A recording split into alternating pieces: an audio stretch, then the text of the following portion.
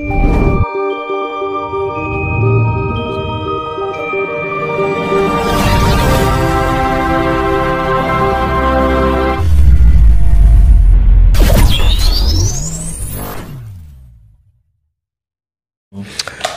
ini masih terkait dengan spiritual.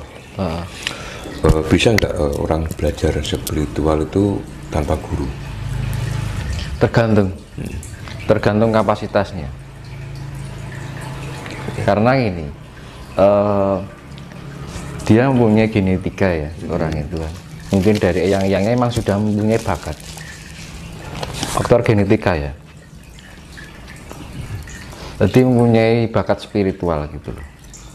Tapi kalau kita nggak punya arahan yang mempunyai sifat bakat itu tadi, yang misalkan kita belajar gitar ya, kalau nggak bakat ya susah. Betul. Tapi nah, dasarnya bakat ya enak aja.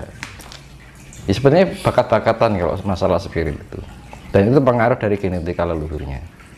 Misalkan nggak selalu dari orang tua ya, dari eyangnya, entah eyang keberapa. Itu salah satu akan nurun pada salah satu cucu. Dan kebanyakan yang orang yang terbangkitan spirit itu rata-rata itu hanya beberapa dari, misalkan ini, misalkan anak saya punya saudara keluarga besar, lah kemudian yang bisa kayak gini cuman aku aja gitu. Ya itu rata-rata seperti itu. Kalau nggak satu ya dua. Kadang-kadang cuman dari keluarga besar cuman satu aja gitu kan. Kadang-kadang kita merasa terkucilkan dengan keluarga, merasa aneh dengan diri kita sendiri. Yang lain begini kok aku gini sendiri ya. Suka hal-hal yang sifatnya berbau lampau gitu kan, berbau spirit, biasanya gitu. Jadi makanya tergantung, kalau masalah belajar dan tidak itu tergantung. Kalau kita sudah mempunyai bakat alamiah, tanpa belajar kadang sudah terarahkan dengan sendirinya. Nah, aku nggak pernah berguru, saya nggak pernah punya guru. Nah, saya ngomong glambreh kayak gini, belajarnya ya dari pemahaman kehidupan sehari-hari itu. Otodidak, Mas. Otodidak. Ya belajarnya ya kita, kalau kita bisa mempunyai jiwa ya rasa rumangsa, nanti bisa. Kadang gini Mas, orang belajar spiritual itu kadang mereka itu kan tidak tahu kan, ya mungkin belum paham apa yang diajarkan seorang guru itu benar dan tidaknya kan kita kan belum tahu. Soalnya kita baru aja mulai untuk belajar. Bagaimana cara kita untuk mengetahui jika yang diajarkan seorang guru itu benar-benar yang paling benar? Ya makanya gini, zaman sekarang itu mencari guru yang benar-benar guru itu langka. Betul. Nggak kayak dulu. Kalau dulu ada guru itu dijamin. Kan gini. Karena guru sekarang itu ya banyak tendensi, ya kan. Dan belum istilahnya juga secara level spiritnya juga belum kayak orang-orang dulu, nggak kayak orang-orang dulu gitu. Makanya jangan menganggap diri kita atau mengangkat diri kita seorang guru kalau kita punya spirit yang benar-benar mumpuni itu. Jadi kalau aku misalkan ada nih, banyak ya kan, misalkan aku ingin jadi muridmu, lah aku ini masih bodoh kan gitu. Nah, kita anggap kita belajar bersama aja, kan malah enak ya, tiada guru tiada murid, ya kan. Karena sejatinya hidup itu kan ya sama-sama belajar sebenarnya. Guru pun, misalkan ada seorang guru pun dia juga harus belajar, merasa kita masih punya pembelajaran lagi. Jangan sampai kita menjadi guru merasa benar. Nah itu repotnya, karena ada ya sifatnya mentang menjadi guru merasa diri benar. Nah itu karena gini, ingin menjadi guru spiritual harus mempunyai sifat seperti Semar. Bisa dijelaskan Mas, bagaimana itu? Karena puncak spiritual yang susah secara hakiki itu karakteristiknya itu mendekati atau menyamai sifat Semar. Semar itu ya rasa sedih, nggak bisa sedih, nggak bisa senang, ya hidupnya mengalir, sederhana, tapi menikmati suatu kedamaian. Biarpun hidup sederhana tapi istimewa gitu, ya kan? Orang sekarang kan istimewa, kayak dulu baru istimewa kan.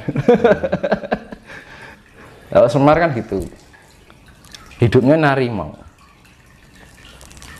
tidak takut disakiti orang, ya, juga tidak takut menderita, juga tidak mau diberikan suatu hal yang enak-enak, karena mensyukuri apapun yang Tuhan berikan, diberikan yang lebih malah nggak suka. Itu sifat Semar. Selalu tersenyum, memberikan tebaran kasih, kata-katanya selalu memberikan kesejukan dan kedamaian. Sifatnya mengayomi, Mas. Pengayom, pamomong. Nah, kalau ingin menjadi seorang guru, harus bisa mendekati sifat Semar dulu. Kalau enggak gitu nanti kasihan muridnya. Betul, Mas. Iya kan? Iya. Betul. Hidup itu kan ya, sebenarnya selama kita masih di bumi ini nggak ada orang yang pintar kok.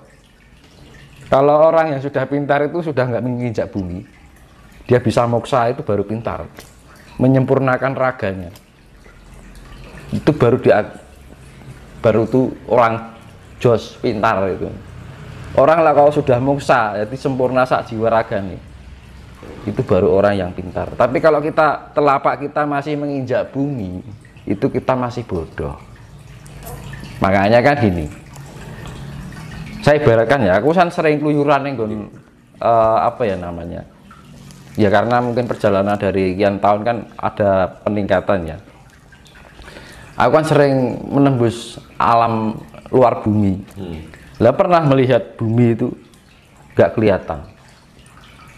Lah aku kadang berpikir, bumi kok kecil kan gitu, kok kecil, terus manusianya seberapa?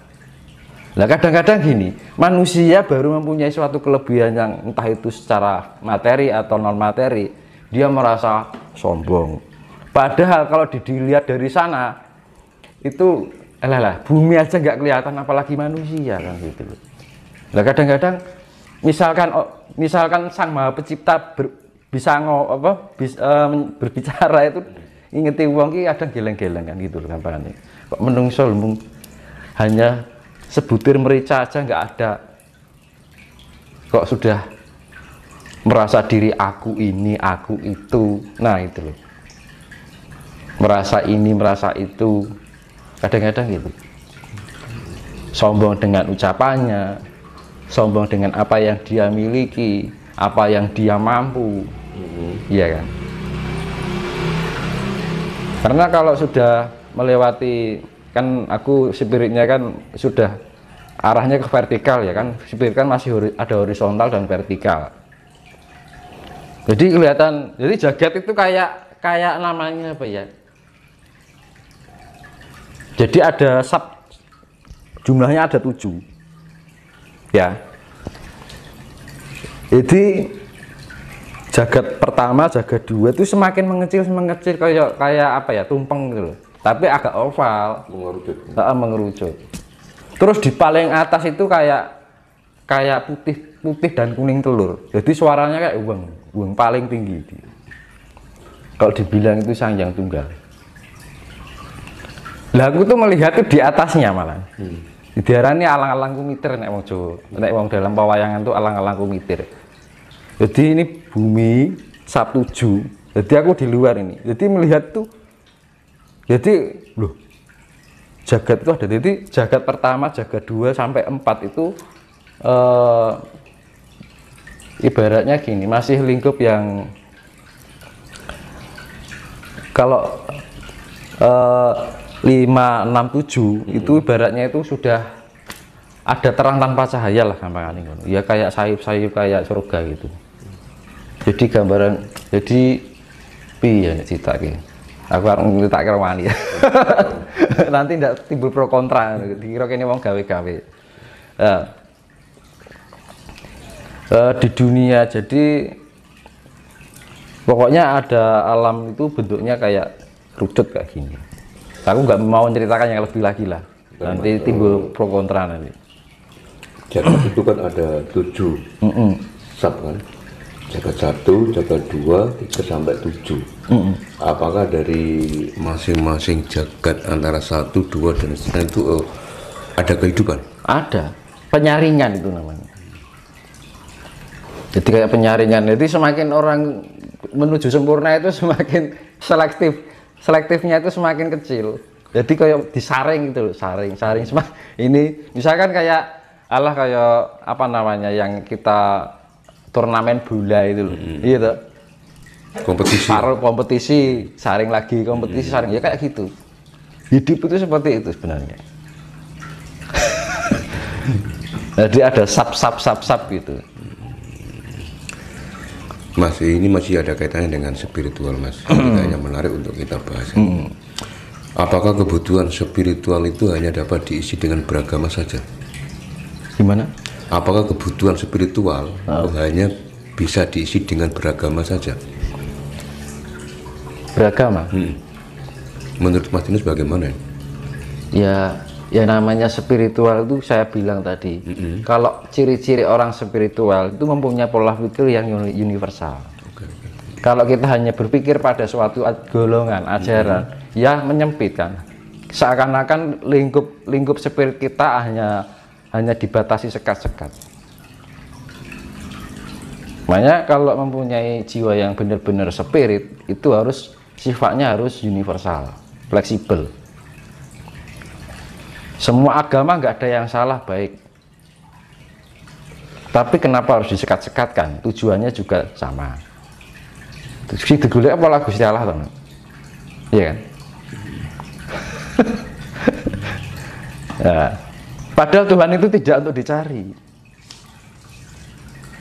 Tuhan apa dicari? Enggak. Keberadaan Tuhan itu tidak dicari tapi dirasakan. Mana bisa Tuhan dicari? Nggak bisa. Tuhan sudah ada di diri kita kok. Yang perlu kita lakukan hanya merasakan keberadaannya. Ini ada Tuhan. Kita rasakan keberadaannya. Ketika kita memahami dan menyadari, oh ini kopi rasanya enak, gitu kan. Air. Makanya kan ya, Tuhan, saya ulangi lagi, Tuhan tidak untuk dicari, tapi dirasakan keberadaan. Makanya ketika kita meditasi juga jangan mencari, tapi merasakan. Meditasi jangan mencari. Tujuan ini juga merasakan. Karena Tuhan itu semakin dicari semakin jauh. Loh, benar itu. Di dalam meditasi kita pikirannya kemana-mana mencari kan, ya semakin jauh. Sekarang gini Mas Dimas, tadi Mas Dimas mengatakan bahwa meditasi itu jangan mencari. Sebetulnya hakikat dari tujuan meditasi itu sebenarnya bagaimana sih Mas? Yaitu bisa mencapai tingkat kesadaran bahwa kita memahami dan menyadari keberadaan Tuhan itu tadi. Kalau kita sudah memahami keberadaan Tuhan, maka sifat Tuhan akan include di dalam diri kita. Dan sifat Tuhan itu apa? Kasih. Nah, kasih menyebabkan apa dampaknya? Kedamaian. Ya wis toh. Kalau kita sudah damai, tenang, tentrem hatimu, damai, sejahtera.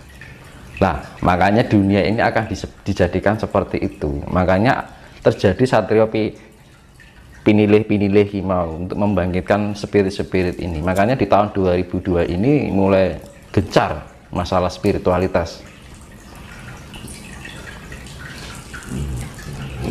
Jadi ya namanya meditasi itu sebenarnya melatih tingkat kesadaran kita. Gunanya apa? Biar kita bisa merasakan keberadaan Tuhan. Kalau kita sudah merasakan keberadaan Tuhan, ya Tuhan include di dalam diri kita.